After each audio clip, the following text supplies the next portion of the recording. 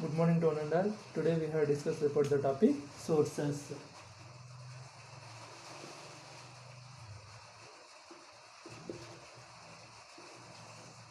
Before discussing this topic, we learn about history. History is a systematic study of the past. History is written by basis on the source. There is no source means no history is the stance of history. Historian is like an advocate. The advocates present their arguments on the basis of followed evidence and sources related their case. Similarly, historians collected the source, subject them to the critical examination, analysis, and then write in his history. Whenever direct sources are not available, they needed to make assumptions based on the available sources.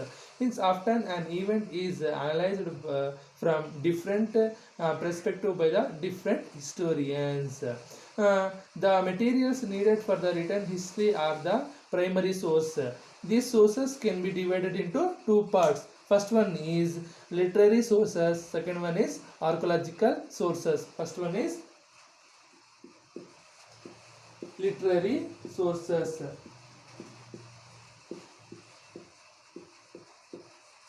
Second one is archaeological sources.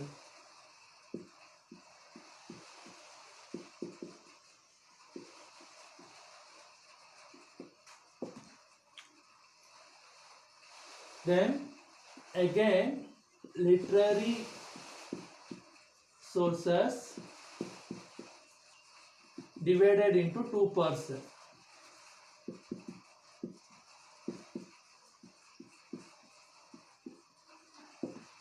First one is written literature, second one is oral literature. First one is written literature.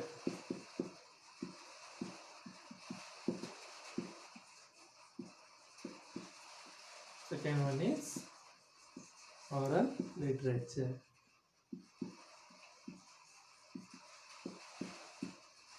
First one, written literature.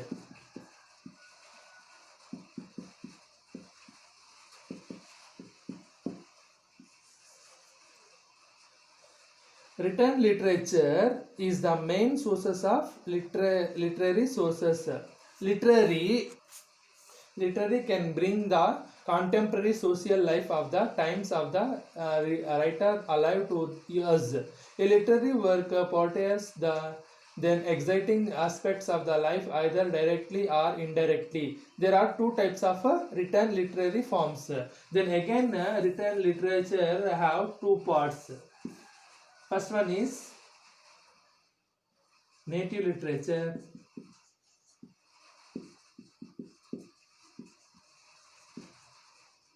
Second one is foreign literature.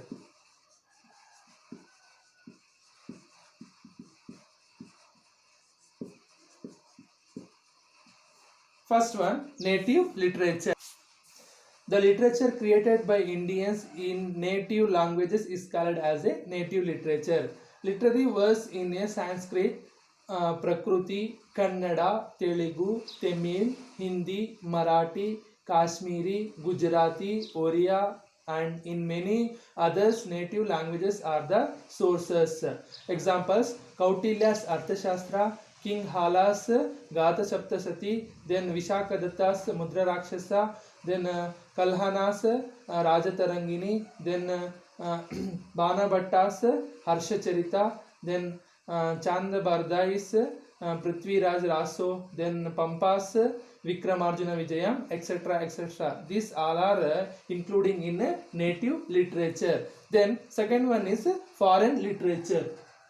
Second one is foreign literature. Then second one is foreign literature.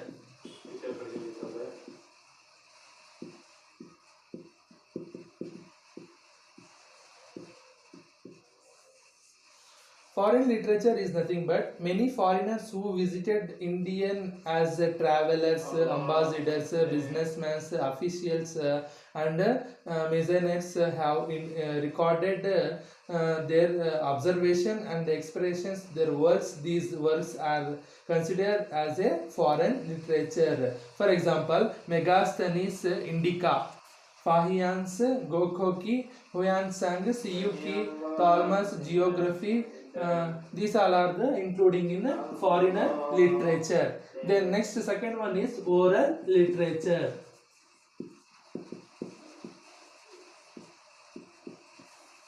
Oral literature is nothing but the folk stories, folk songs, folk legends. These all are including in the oral literature.